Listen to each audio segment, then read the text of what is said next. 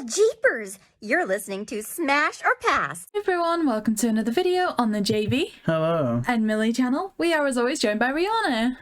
Hello! And in today's episode, we are going to be moving on to Scooby Doo Where Are You? Season 2, Episode 1.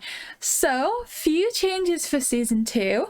I believe, isn't there kind of a voice change here, JayBee? Yeah, so instead of, is it Stefania Christopherson, we have Heather North Indeed. as Daphne. So, before we get into what we think of this episode and how season 2 gets off as like a starting point, we of course want to hear a Rhianna plot summary for Scooby Doo Where Are You? Nowhere to Hide. Okay, so first I just want to quickly say I love season 2 because in this episode we see like the chase music, which we'll get into a little bit later, but it's making me really excited. So for the plot summary, on their way home from the malt shop, the gang encountered the ghost of Mr. Hyde, a known jewel thief who's been sneaking into a spooky house. The house turns out to be the home of Dr. Jekyll, who fears he may be transforming into the ghost of Mr. Hyde. And as always, the gang begins searching the house for clues, pegging the maid as the likely suspect, but are pursued at every turn by the ghost. Will they manage to survive and find out who the ghost of Mr. Hyde really is? Let's find out. Ooh, okay, so getting into this, like, from the offset, JayBee, did you notice anything in terms of art style changes or anything for this series? Anything that you kind of want to note as start of season changes? It looked a bit cleaner, I've got to say. And I say clean as in less grainy. And obviously the intro, some of the visuals have changed, so you still get Scooby running into Charlie the Robot, but then when he looks up it's like the witch doctor screaming and shouting. So, a few things like that. One thing I will say is, I'm not a great fan of how Scooby pops up from like the, what is it, a manhole, like the sewer drain, the whole thing, and he's wearing like the creeper mask, because that always used to scare me as a kid, and it still like gave me the willies this time. And I know it's a bit like, I'm very anti-purist, I'm very like, let things be a bit scary, let kids be a bit traumatized, whatever. But at the same time, like even Doctor Who, right, they pondered with the idea of putting William Hartnell in the intro, then thought it was too scary. So I think kind of here, given that that was the audience at the time, they probably should have just, I don't know, it just looked too scary. And I'm not happy. Rhianna, do you have any thoughts on those changes? Bonkers. One of the main changes that I pick up on in season 2 is the vocals, and the Scooby Doo Where Are You theme song has changed slightly. Like they've jazzed it up a little bit, and I believe they got like new vocals, or it's just a bit more cleaner. Which I really like because I believe that this version of the theme song was performed by, I know he goes by Austin Roberts, but I think his name was like George Robertson or something. And I really enjoyed that. And the guy who sings the theme song as well, Austin Roberts, he also sung the first chase scene song. See, I have to agree with Rhianna, like the musical changes here are so good. Like I guess as a child, I didn't differentiate between series 1 and 2 very well. But when I first listened to this, when we were watching this episode, I was like, that's what I remember. Like, it certainly brought a lot more positive memories back. Yeah, I agree, because they jumble them all up when they like re-air them and stuff, so I just thought, oh, Scooby Doo Where Are You has cool chase music, not they learned to develop chase music. And I don't even know why they added them in. I think they always wanted to keep up with, what was it, not Josie and the Pussycats, who was it, the Archies? Because they charted with that Sugar song, and I think Scooby wanted a bit of that success as well. That's why originally the gang were going to be in a band, and they kind of found a happy medium in that. Now they've just got cool songs every episode. Okay, so getting into the episode a little bit further, we start off with a great city landscape, and this is so refreshing because I think I did start to feel a bit rinse and repeat with some of the backdrops in the first series. They were of course amazing, you know, perfectly done, but it was just really nice to get that change of setting. I really liked it, and I feel like it certainly set the series up for having a different vibe. Yeah, I agree, because it was very almost surreal in season 1, like an abandon this, an abandon that, a run down this, a run down that. An empty beach. Whereas this is like great city, and maybe it will just be cities every episode. I know the next one is, I think it's like the mask one, which again is in a city, so maybe they just have a new style that they're going to be consistent with this. I can't really remember, but for the moment it was a welcome change.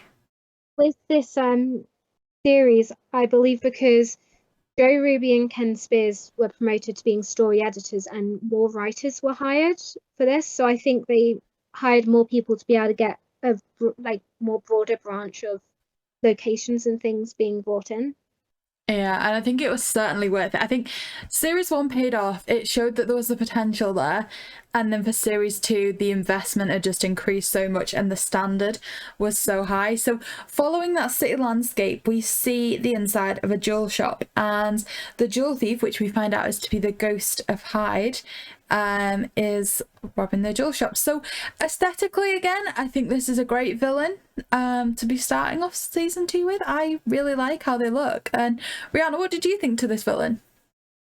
I really like the premise of this villain because, you know, I feel like everyone has heard of like Jekyll and Hyde and like that whole story of like 2 personalities in one person, and he gives me the creeps though. Like something about him is just like really, I don't know, it's kind of creepy. But I also feel like the character model as such of like Dr. Jekyll may have been like, you know, the it's like in 3 episodes later in Scooby Doo's Night with a Frozen Fright for Professor Wayne, because there's a lot of similarities and like physical similarities as well. So I think they definitely created a spooky character where it wasn't an over the top, okay, yeah, no, we definitely know what's going on with this kind of thing.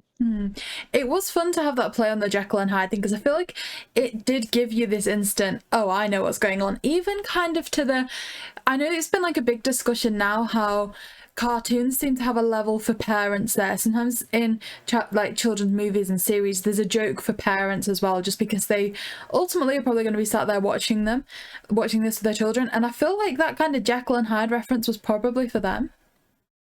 Yeah. I don't know, I think it was quite clever. JayBee? Well, it adds to the canon as well. It treats the original Jekyll story like it's canon because the guy pretends to be like a descendant of the original Dr. Jekyll, which is, again, like it's explained that he's just made all that stuff up because he thinks he's been caught and whatever.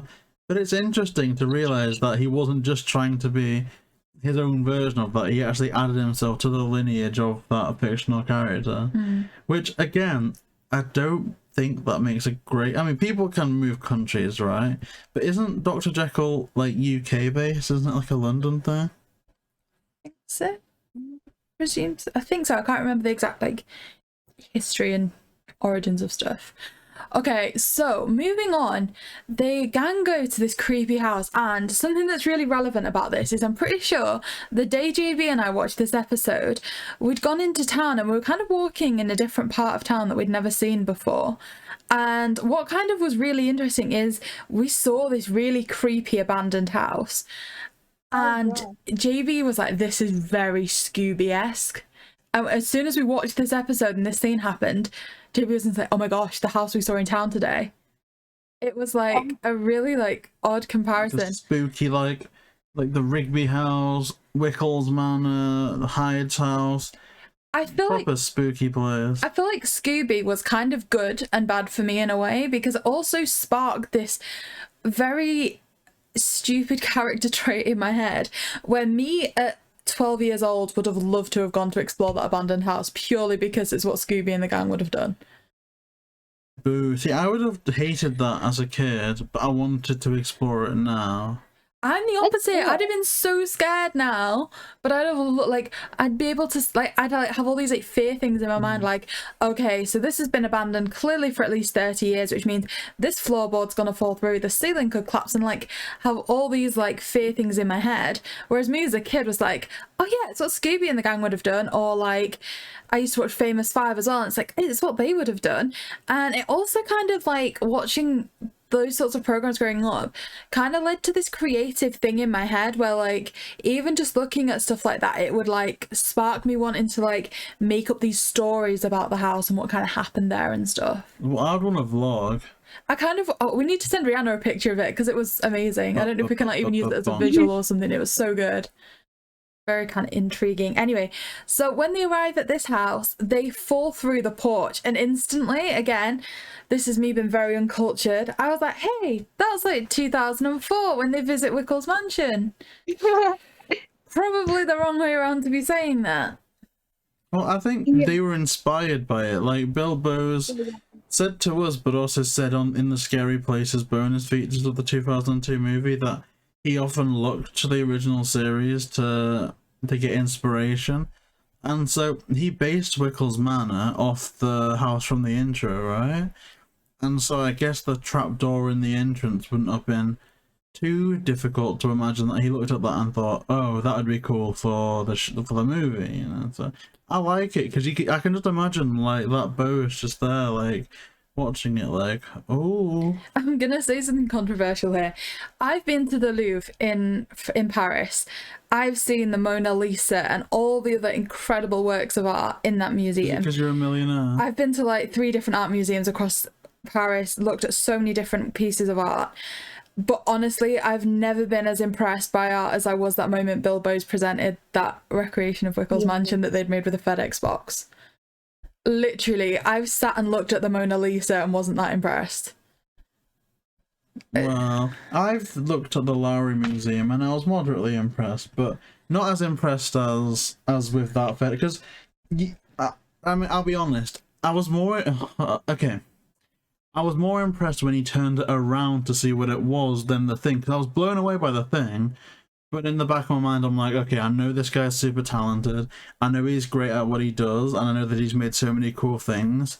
So I expect a cool prop there. It was a surprise to see that he'd actually built a miniature, but I kind of expected it, if you know what I mean. And it was in the background beforehand, so I knew it was there. But then when he turned it around to reveal what it was, my mind was more blown by that, because I could imagine, like, something like wood. You could make something like that with wood if you had the time, patience, budget, like imagination. But on cardboard, like the fact that I could get an Amazon delivery and there's someone out there that I can whip up a whole mansion from that box, that to me was just mind blowing. I'm a Bilbo simp. Yeah, they're incredible. Bilbo's awesome. Bilbo's. That was just an incredible moment. Like you say, when you realise what that was, like it was like they just got a delivery that day, saw the cardboard sitting there and just thought, I better do something. And for that to be what happened as a result of that is honestly just phenomenal. Okay, so once they've fallen through the porch, they see the scientist, which is that Dr. Jekyll? Yeah? Yes. So in regards to this character, any thoughts? I feel like Dr. Jekyll is a really... It was like... I don't know if I'm just a bit not fully with it, because I mean, if you watch the last episode of season 1 that we reviewed, it kind of just hit me what they meant with turning people to ghosts. But with this one, I was like, I don't think it's actually Dr. Jekyll. Like, that's too obvious. Like, I understand the whole story and everything, but I don't believe that it's him. I feel like there's someone else that we're missing, or that we'll meet later on, that I feel like I'm possibly the only one who didn't believe that it would be him. No, I kind of thought the same. And as well, like, usually with Scooby Doo, the motivation's money, and they've got quite a big house already. Not to be, like, presumptuous and stuff, but it kind of just is like, what would their motive be? Yeah. Okay, and I also like at this stage as well, we start to see some of the fun element of Scooby, like that's still there. So, you know, when they're looking through the old costumes, and also the door behind a door behind a door, and you ultimately get this angry little mouse. I love that. Oh yes, I love that. Okay, so, oh, okay, this again, I feel like when they wrote this episode, I feel like it was dedicated to Shaggy. Because their character, for me, has the best transformation in this episode. Like, for me, this is like the founding episode of Shaggy's character been developed, in that they suddenly like they almost kind of, and I know we started to talk about this in the last episode because we're kind of like skipping ahead a little bit, but when they're starting to try and solve this mystery, Shaggy gets kidnapped just as he's found something, and we don't find out what. And this is one of them, I don't know why, but it's one of the memories that's like genuinely the most prominent with me for the entirety of Where Are You. I remember this scene so much growing up, and I can't remember why.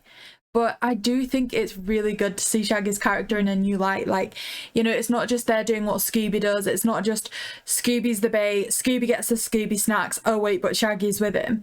It's like, Shaggy knows something. Like, they've got a brain there. They're kidnapped because they've got a brain. And they've worked something out. So I love this character development moment for him. Rhianna, what did this moment stand out to you at all? Or is it just kind of weird that it stuck in my head so prominently?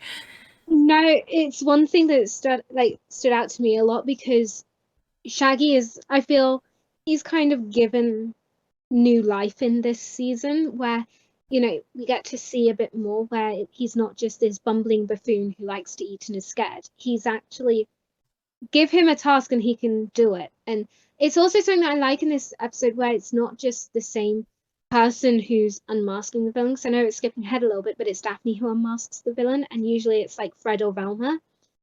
So it's nice to see that in this one they're branching out a bit more. And one other thing that really like makes me think of this episode is, you know, when Scooby, again skipping ahead a little bit, is with the suction cups, because I believe that in 2001 there was a figure of suction cup Scooby as it like made, which I really like that moment as well.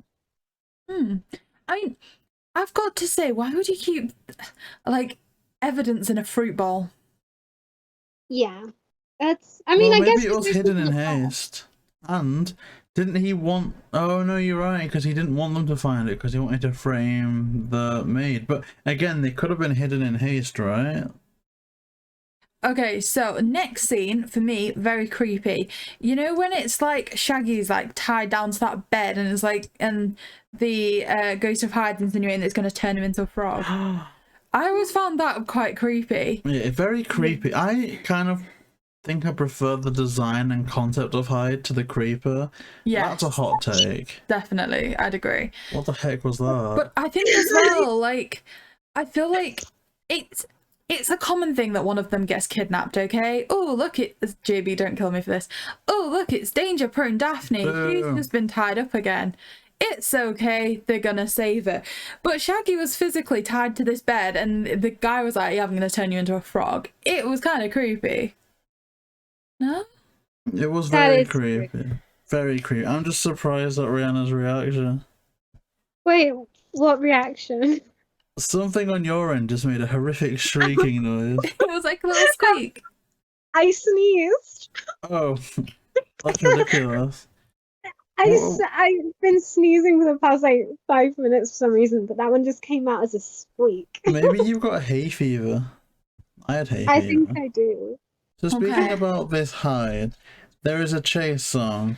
See, this for me is like, oh, it is the start of this amazing Scooby-Shaggy relationship. Like, I didn't feel it as strongly in series 1, but when Scooby, the scared, like the dog that's always scared, comes downstairs to save Shaggy, it's like, I feel like it's that relationship that we go on to see in so many scenes. Like in Scoob, they use this relationship a lot, and I feel like genuinely like that really strong bond between Shaggy and Scooby is almost found in this episode.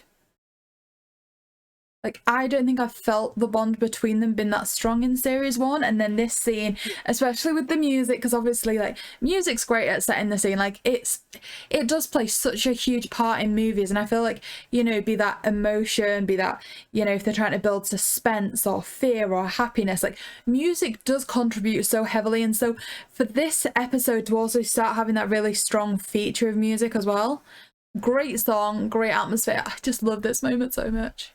Oh, it's a banger. It's a banger. I think Rihanna's got it on CD, don't you? I do. It's part of my Scooby Snacks collection CD. It's on there. I've listened to it so many times. I love this song. Recipe for My Love is like one of my top ones. Oh, I want to find that CD. They should do it because they did What's New on digital download. They should do a digital download for all the songs. Oh, because they have the rights to it. They must have done to even include them on the DVD. Because I think there's been situations where music from TV show has to be changed for a DVD release, but not with this. So they must still have some type of distribution rights for the songs. JayBee, for the audience that's not seen this one for a little while, do you want to just sing a couple of lines of the song You for us? sing the song. No? You sing the song. I was dreaming about a recipe for my love. Took all the things and said da da da da da ba da ba da da. It's really bad.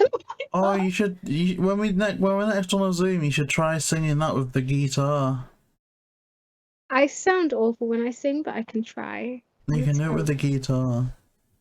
The guitar. I actually know how to play it. On Yeah. guitar. Oh, you can try. Oh, you should do that on the Zoom. On next time we do a Zoom, you should try and play it on the guitar, So later and it'll today. be great. You can. Who's a famous English singer? You can be like, it's Billie Eilish English. No. I love how you say eyelash. Who's English? As Rag and Bone Man. Adele. She's not English, is she? Yeah, she Yes, she is. is. Is that why she's aged badly? JayBee. Moving on from JayBee's insults, so Shaggy and Scooby run off on the poles, and it's a really kind of funny moment as well when Scooby's feeding the Scooby snacks to Shaggy and everything. I really like that. And then they start to try and trick the villain. So the gang set up a plan where they're all going to dress up as the ghost of Hyde and confuse them. And I think this scene is... I really like how they do that to kind of confuse them, like, oh, is the ghost real? But it also calls back for me to, you know, that episode in series 1 where both of the villains are dressed the same way? Yes. Well, it was the Phantom Shadow episode, wasn't it? Was it Yeah. those two Phantom Shadows? And I was kind of like, I don't know that I like that. I think it's because I like this episode so much that they use it against them, as opposed to it being part of the villain's plan, if that makes sense. So I definitely prefer it kind of this way around, where the reason there's more than one is because they're trying to trick them, as opposed to them both being dressed the same way. And then, of course, we have the unmasking. So JayBee, the unmasking. I've forgotten. Is it Hyde White? Oh, it's Jekyll, isn't it? Jekyll turns out to be Hyde. Jekyll was hiding inside Hyde. And again, it meets your expectations and subverts them at the same time, which is always good when a TV show can do that. I just think it's great. Honestly, I would rank this over, I think, almost all of the season 1 episodes. Okay, so it looks like JayBee is starting to get into his ratings Yeah, there. I'm smashing. It's better than even What a Night for a Night, which is controversial. This should be called What a Hyde for a Hyde, and it should have been the first episode. I love this one a lot. I want them to do Mr. Hyde. No, I want them to do a Oh, sugar. They should do a Dr. Jekyll Funko soda and make Hyde the chase. Yes. They should then do a Hyde Funko and have 3 chases, which is Fred, Daphne, Velma, as the unmasked variant. Because they have done chases, like sodas with multiple chases before.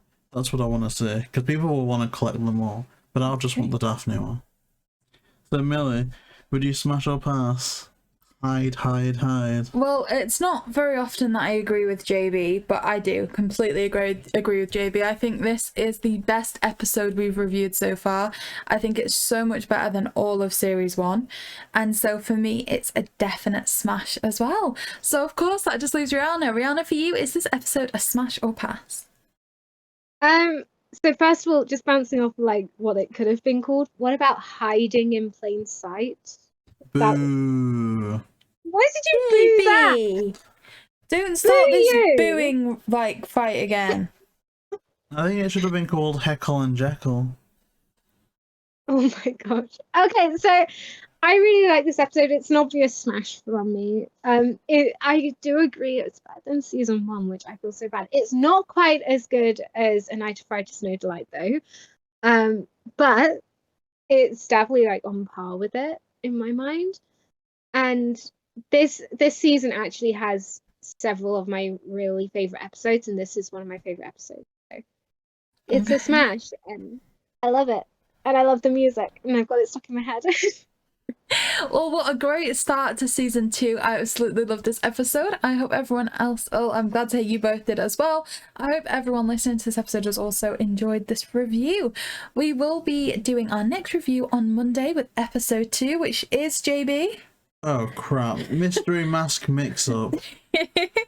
We should have another tongue twister about that as well. That'll be a hoot and a half. Wait, did you manage to perfect the pheasant pluckers one? I didn't, but I'm going to buy that episode, or you should come up with a new one and I'll tell you how good I can mill a gorilla. Or do you want to just say it once quickly now? Pheasants. The pheasant says... Repeat after me, JayBee. The pheasant... No, we don't have time for this. The pheasant says like, comment and subscribe. That's not what the pheasant says, but okay.